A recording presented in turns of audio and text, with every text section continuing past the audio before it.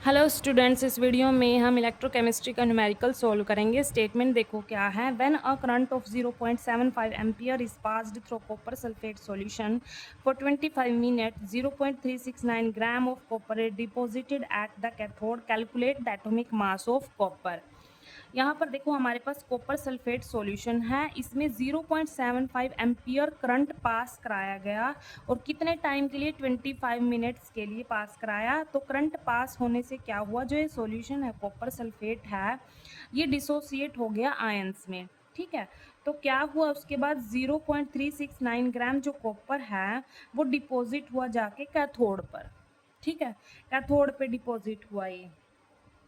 देखो कैथोड पर क्या होता है, नेगेटिव चार्ज होता है। ठीक है, नेगेटिव के पास कौन जाएगा, पॉजिटिव आयन ही जाएंगे नेगेटिव के पास। ठीक है, तो जो कॉपर 2 पॉजिटिव है कैथोड से क्या करेगा, 2 इलेक्ट्रॉन्स गेन करेगा और कैथोड पर जाके डिपॉजिट हो जाएगा कॉपर की फॉर्म में। ठीक है, अब जो ये इतने ग्राम 0.369 ग्राम जो कैथोड पर कॉपर डिपॉजिट हुआ है, हमने क्या करना है, उसका एटॉमिक मास कैलकुलेट करना है।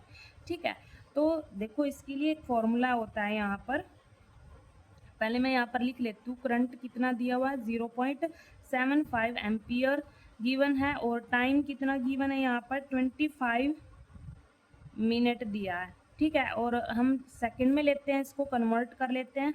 देखो मिनट को सेकंड में कन्वर्ट करेंगे तो क्या करेंगे, 60 से मल्टीप्लाई कर देंगे ना यहाँ पर, 25 मल्टीप्लाई 60 सेकेंड। ठीक है, अब जो ये मास दे रखा है वो कितना है यहाँ पर, कॉपर का 0.369 ग्राम है यहाँ पर मास। ठीक है,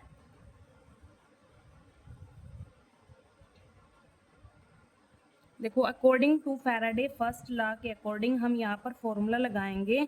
जो मास होता है वो किसके डायरेक्टली प्रोपोर्शनल होता है, चार्ज के डायरेक्टली प्रोपोर्शनल होता है। मतलब जितना हम सॉल्यूशन में करंट पास कराएंगे, चार्ज पास कराएंगे, उतना ही जैसे यहाँ पर कॉपर का निकालना है उतना ही मास डिपॉजिट होता है जाके इलेक्ट्रोड पे। ठीक है, तो ये according to Faraday first law है। तो हम यहाँ पर प्रोपोर्शनैलिटी का निशान हटाएंगे तो क्या आ जाएगा, जेड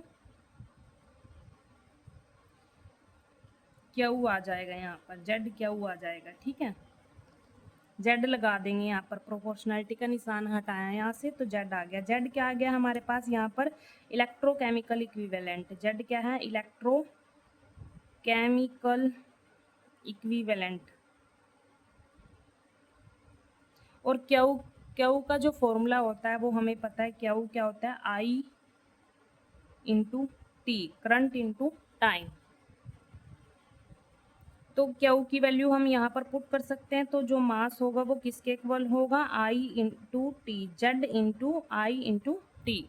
ठीक है, तो ये हमारे पास क्या आ गया, फॉर्मूला आ गया। इस फॉर्मूले को हम यूज़ करेंगे यहाँ पर। तो ये किसका फॉर्मूला, फैराडे फर्स्ट लॉ वाला फॉर्मूला है यहाँ पर, इसको अप्लाई करेंगे। देखो यहाँ पर जो जेड है वो जेड हम कैसे कैलकुलेट करेंगे, साइड में लिख लेते हैं। यहाँ पर जेड क्या होता है, इलेक्ट्रोकेमिकल इक्विवेलेंट होता है। और तो इसका फॉर्मूला क्या होगा यहाँ पर हमारे पास,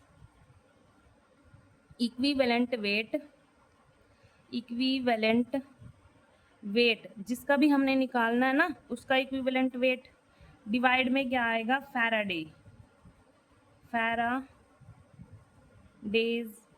फैराडे कांस्टेंट। ठीक है, तो इक्विवेलेंट वेट कैसे निकालते हैं ये भी पता होना चाहिए हमें। इक्विवेलेंट वेट यहाँ पर लिख लेती हूँ मैं, और फैराडे की वैल्यू हमें पता है 96500 है। ठीक है, अब पहले हम क्या करेंगे, इक्विवेलेंट वेट देखो कैसे निकालेंगे। यहाँ पर पहले इक्विवेलेंट वेट निकाल लेते हैं कॉपर का। कैसे निकालते हैं, molar mass of copper, molar mass of copper divide में वैलेंसी आती है। वैलेंसी मतलब जो कॉपर पर जितना भी चार्ज होगा ना डिवाइड में वो आएगा। अब देखो यहाँ पर कॉपर पर कितना चार्ज है, 2 है, +2 चार्ज है तो 2 आएगा यहाँ पर। ठीक है, इक्विवेलेंट वेट कैसे निकालेंगे, जिसका भी हमने वेट निकालना है इक्विवेलेंट वेट, मोलर मास ले लेंगे ऊपर, डिवाइड में उसकी जो उस पर जो चार्ज होगा, जितना भी चार्ज होगा उस पर उससे डिवाइड कर देंगे तो वो क्या आ जाएगा, इक्विवेलेंट वेट आ जाएगा यहाँ पर। ठीक है, अब देखो यहाँ पर मोलर मास कितना है इसका, देखो ये तो हमने निकालना ही है, ये तो क्वेश्चन में कैलकुलेट करने के लिए बोला गया एटॉमिक मास ऑफ कॉपर या फिर मोलर मास ऑफ कॉपर, ये तो कैलकुलेट करने के लिए बोला है, तो इसको हम एज इट इज़ रखेंगे। क्या करेंगे, जो इक्विवेलेंट वेट हमारे पास ये है, इसको हम क्या करेंगे, जेड वाले फॉर्मूले में पुट कर देंगे, तो हमारे पास क्या आएगा, molar mass of copper divide में, यहाँ पर इक्विवेलेंट वेट की जगह मैंने ये सारा पुट कर दिया, ठीक है, इक्विवेलेंट वेट की जगह मैंने ये सारा पुट कर दिया, डिवाइड में क्या आएगा 2 × 96500, है ना। जेड वाले फॉर्मूले में मैंने इक्विवेलेंट वेट की जो ये वैल्यू है ये पुट कर दी, तो हमारे पास ये आ गया इलेक्ट्रोकेमिकल इक्विवेलेंट, क्या आ गया, molar mass of copper divide by 2 × 96500। अब क्या करेंगे, बस हमने कुछ नहीं करना, देखो मास कितना गिवन है वो तो हमारे पास है 0.369 ग्राम गिवन है, और जेड की वैल्यू ये है, मैं इसको कैपिटल एम से लिख लेती हूँ, मोलर मास ऑफ कॉपर को कैपिटल एम से लिख लेती हूँ, यहाँ पर आसानी रहेगी। तो जेड की वैल्यू कितनी है, कैपिटल एम डिवाइड बाय 2 × 96500, और करंट कितना गिवन है हमारे पास 0.75, टाइम कितना है 25 × 60, ये टाइम है। हमने क्या निकालना है, मोलर मास निकालना है कॉपर का, है ना, कॉपर का मोलर मास निकालना है। तो हम जो भी चीज़ हमने निकालनी है उसको हम एक साइड रखेंगे, और जो ये सारी कांस्टेंट टर्म है इनको हम एक साइड लेके जाएंगे, ठीक है।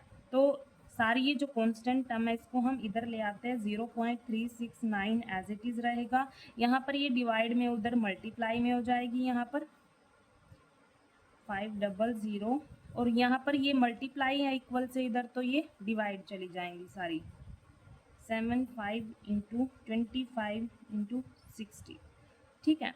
और ये हमारे पास मोलर मास ऑफ कॉपर, ये हमने कैलकुलेट करना है। अब क्या करेंगे, बस हमने सॉल्व करना है। यहाँ पर देखो एक जीरो से यहाँ पर एक जीरो कैंसिल हो जाती है, और 2 से ये यहाँ पर ये कैंसिल हो जाता है, ठीक है। अब यहाँ पर ये 5 से कैंसिल हो जाएगा, और ये 5 1 यहाँ पर ये 5 से कैंसिल करेंगे, इसको कितना आएगा 1930 आ जाएगा यहाँ पर कैंसिल करने से। दोबारा 5 से कैंसिल करेंगे, इसको कितना आएगा 386 आ जाएगा, ठीक है। और जो हमारे पास ये 3 है इससे हम ये चीज़ कैंसिल कर देते हैं, यहाँ पर हमारे पास आएगा 0.123, ठीक है। तो हमारे पास कौन कौन सी टर्म बची है वो लिख लेते हैं, 0.123 और मल्टीप्लाई 386, डिवाइड में ये बचा है 0.75, mass molar mass of copper, इसको मल्टीप्लाई करेंगे तो कितना आएगा 47.478, डिवाइड में 0.75 equals to molar mass of copper, इसको डिवाइड करेंगे तो कितना आएगा 63.304, ये आ गया हमारे पास मोलर मास ऑफ कॉपर, ठीक है। इसको हम अप्रोक्सीमेट अगर लिखें यहाँ पर मोलर मास ऑफ कॉपर को कितना आएगा 36.3 ग्राम आ जाएगा, है ना, मोलर मास ऑफ कॉपर, या फिर एटॉमिक मास ऑफ कॉपर कितना आएगा हमारे पास यहाँ पर 36.3 ग्राम आ जाएगा। तो जो हमें क्वेश्चन में पूछा है एटॉमिक मास ऑफ कॉपर, वो हमने यहाँ पर कैलकुलेट कर दिया, कौन से फॉर्मूले से, फैराडे फर्स्ट लॉ वाले फॉर्मूले से हमने यहाँ पर कैलकुलेट कर दिया। बस आपको ये ज़्यादा डिफ़िकल्ट सा होता है इसमें, तो ये आपको ध्यान रखना पड़ेगा। यहाँ पर जो जेड होता है वो इक्विवेलेंट वेट होता है जिसका भी हमने निकालना है, डिवाइड बाय फैराडे कांस्टेंट, ठीक है। और इक्विवेलेंट वेट आपको निकालना आना चाहिए, मोलर मास डिवाइड में जो भी उस पर चार्ज प्रेजेंट होता है वो आएगा, ठीक है। तो हमने क्या किया, ये सिर्फ इस जेड वाले फॉर्मूले में पुट कर दिया, फिर हमारे पास जेड की वैल्यू आ गई तो हमने इस फॉर्मूले में पुट कर दिया, बस उसके बाद सॉल्व कर दिया। Thank you.